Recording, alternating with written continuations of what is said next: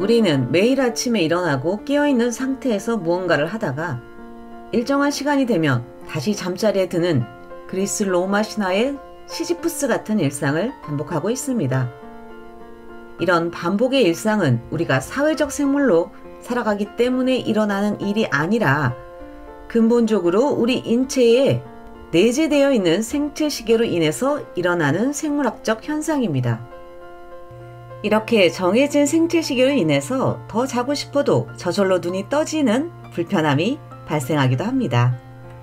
그렇게 우리나라 시간에 맞춰진 생체 리듬에 따라 살다가 어느 순간 비행기를 타고 우리나라보다 6시간 늦은 영국으로 이동하면 문제가 생깁니다. 내 안에 내재된 생체 시계는 밤 10시를 가리키면서 수면을 유도하는 멜라토닌을 분비하면서 자야 된다고 계속 얘기하지만 런던의 빅벤 시계탑은 고작 오후 4시밖에 안 되는 상황이 생기는 것이지요. 그래서 대낮에 졸면서 한밤중에는 제대로 자지도 못해 시차로 고생하게 됩니다. 그러나 일주일 정도 지나면 나의 생체 시계는 대한민국의 시간은 망각하고 런던에서의 시간에 적응하게 됩니다. 즉, 내재된 생체 시계를 주어진 환경의 시간에 맞추게 되는 것이지요. 이렇게 환경이 변화할 때 내재된 생체 시계가 개체가 위치한 지역의 시간에 맞추는 현상을 인트레인먼트라고 합니다. 우리말로 적절하게 번역하기 어려운 용어라 그냥 인트레인먼트라고 하겠습니다. 이 단어를 가만히 들여다보면 트레인, 즉 기차라는 단어가 있습니다.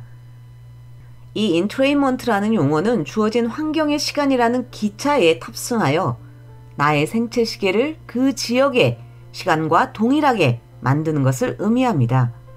따라서 동기화, 싱크로나이즈 한다고 표현하기도 합니다. 우리 인체의 생체 리듬이 환경에 의한 시간이라는 열차에 탑승하는 과정을 간략히 도식화해 보겠습니다. 내재된 우리 생체 시계의 외부 환경에서 자극이 입력되면 생체 시계는 이에 대해서 반응 또는 진동을 하는데요. 생체 시계는 크게 전체를 조절하는 마스터 페이스메이커와 심장, 폐, 허파 등에 존재하는 말단 생체 시계로 구성되어 있습니다.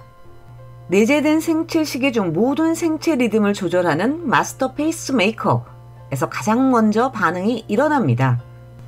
사람의 경우 마스터 페이스메이커는 뇌에 존재하는 아주 작은 부분으로 시신경 교차 상핵, 수프라키아스메틱 유클러스, SCN이라는 부분입니다.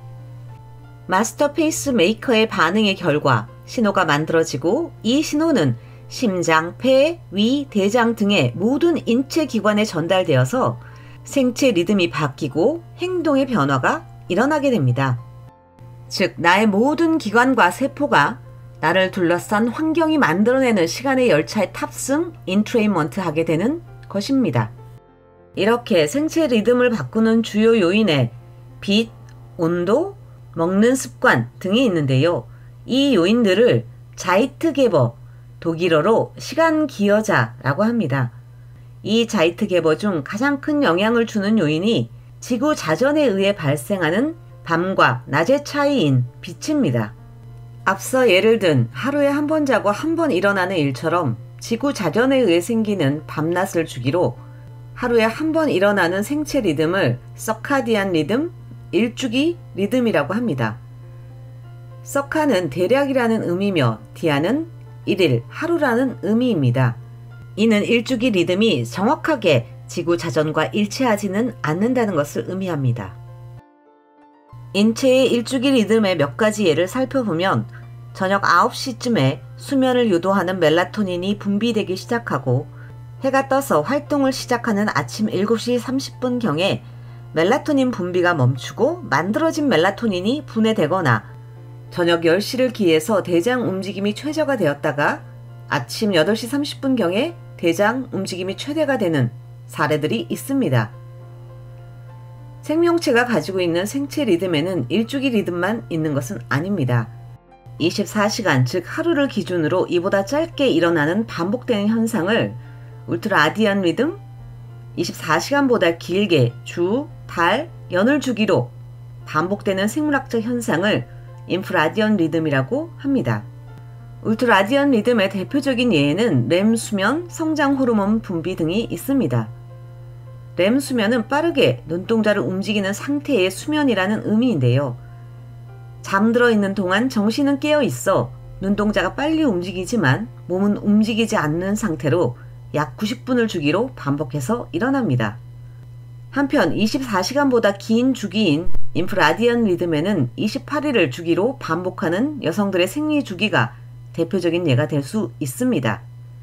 일부 매미의 경우 애벌레 상태로 13에서 17년을 지내다가 화명과 같이 성충이 되는 주기를 가진 종도 있습니다.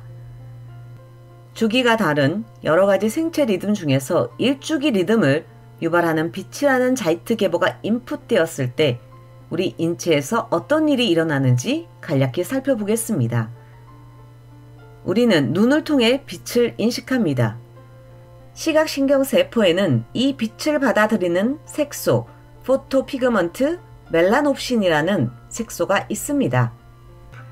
이 색소가 빛을 흡수하여 자극되면 그 자극이 직접적으로 뇌에 존재하는 마스터 페이스메이커 SCN에 전달되면서 일주기 리듬의 변화가 시작됩니다. 즉 SCN 이 부분에 존재하는 신경세포에서 핵심 유전자의 발현 조절이 일어나면서 모든 세포의 생체 리듬을 환경시간에 맞추도록 조절하는 것이지요.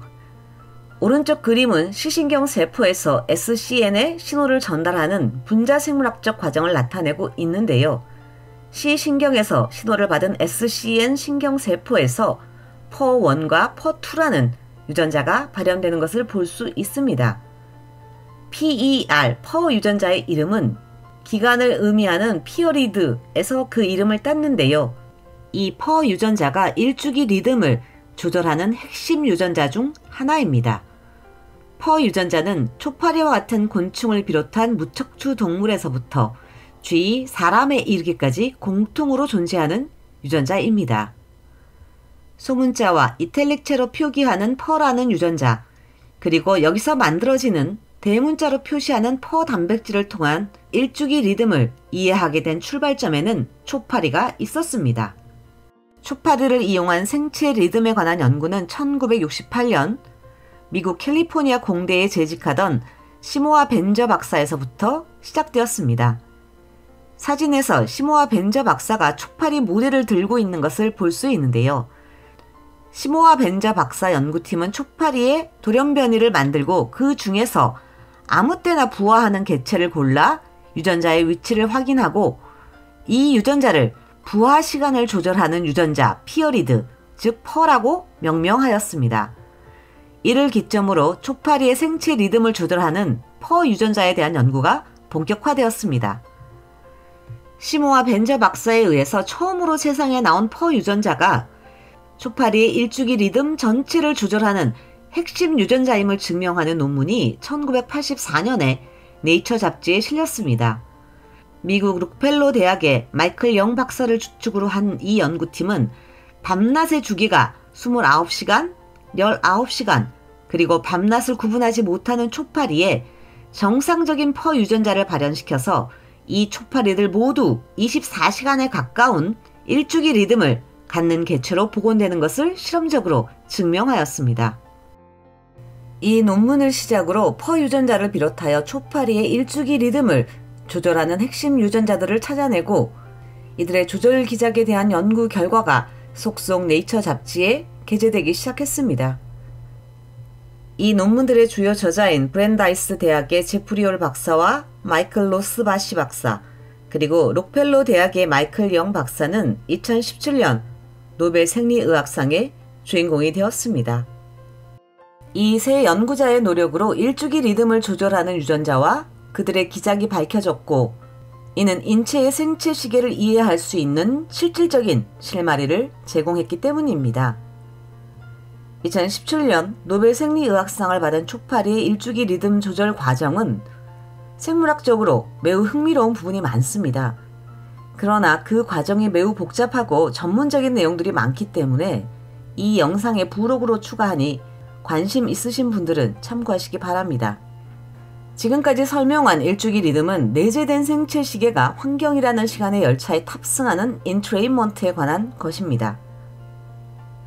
그런데요, 자이트게버, 즉 환경의 변화를 인지하지 못하는 경우에도 생체 시간은 대략 24시간의 일주기 리듬을 유지할까요? 1938년 미국 시카고 대학교의 클레이트만 교수는 그의 제자와 함께 빛이 차단되고 온도가 일정하게 유지되는 켄터키 주에 있는 맘모스 동굴에 들어가서 38일을 살면서 빛과 온도에 의한 자극 없이 일주기 리듬이 유지될 수 있는지 실험하였습니다. 이들은 밤낮의 구분에 의한 인트레인먼트는 없지만 의도적으로 규칙적인 일과를 반복함으로 인해서 반복되는 일주기 리듬을 유지할 수 있었다고 주장하였습니다.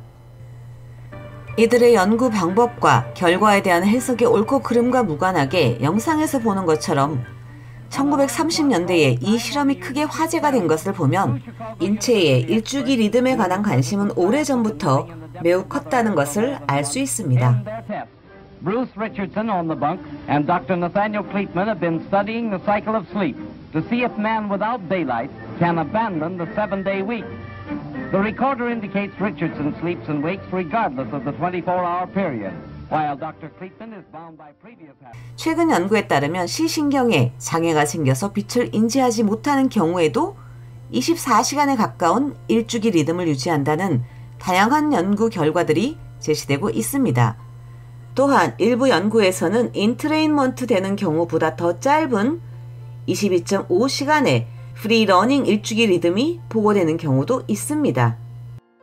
이는 우리 생체 시계가 자이트게버 없이도 내재된 생체 시계에 의해서 일주기 리듬을 유지할 수 있다는 것을 나타냅니다. 즉 내재되어 있는 생체 시계는 환경의 시간에 탑승하는 인트레인먼트 되는 경우, 그리고 자이트게버 작업과 무관하게 스스로 움직이는 프리러닝 주기 두 가지의 특성을 지닐 수 있다는 것을 의미합니다. 단적인 예로 낮에는 잎이 벌어졌다가 밤이 되면 잎이 다 오므라드는 미모사 잎은 빛이 완전히 차단된 상태에서도 24시간에 가까운 일주기 리듬을 나타냅니다. 현재까지 이 두 단계의 관계가 명확하지는 않습니다만 적어도 환경의 시간에 인트레인먼트 되면 프리러닝 단계는 거의 나타나지 않는 것으로 보고되고 있습니다. 그런데요, 앞서 언급한 것처럼 사람의 인트레인먼트 되는 일주기 리듬은 지구 자전시간과 완벽하게 일치하지는 않습니다. 지구 자전시간은 23시간 56분으로 시간으로 환산하면 23.93시간이 됩니다. 인종에 따라 일주기 리듬의 기간이 조금씩 다르긴 하지만 평균적으로 23.5에서 24.65의 시간을 나타냅니다. 25도시에서 성장하는 암컷 초파리 경우에도 지구 자전시간과 약간의 차이가 있는 23.8시간의 일주기 리듬을 나타냅니다. 일부 연구자들은 일주기 리듬이 지구 자전과 완벽하게 일치하지 않는 이유가 생체 시계가 환경에 의한 인트레인먼트에도 불구하고 완벽하게 차단되지 않는 프리러닝 특성이 영향을 주기 때문이라고 주장하고 있습니다. 인류는 1968년 초파리를 통해서 본격적으로 생체 리듬에 관한 연구를 수행해오고 있지만 여전히 모르는 내용이 아주 많이 남아 있습니다. 약 46억 년 전 지구가 탄생하고 밤낮이 생긴 이래로 지구에 출현한 박테리아에서부터 사람에 이르기까지 모든 생명체가 유지해 오고 있는 이 특별하고도 복잡한 일주기 리듬을 완벽하게 이해하는 것은 매우 어려운 일일 것입니다. 그러나 적어도 환경이라는 시간의 열차에 탑승해서 자신의 일주기 리듬을 환경과 동기화하는 일은 생명체의 생존에 있어서 매우 중요한 사항이었다는 것은 분명합니다. 그래서 어떤 생명체는 포식자를 피하기 위해 밤에만 활동하는 야행성의 생체 리듬을 갖게 되었을 것입니다. 지금까지 불량엄마 과학수다 일주기 리듬이었습니다.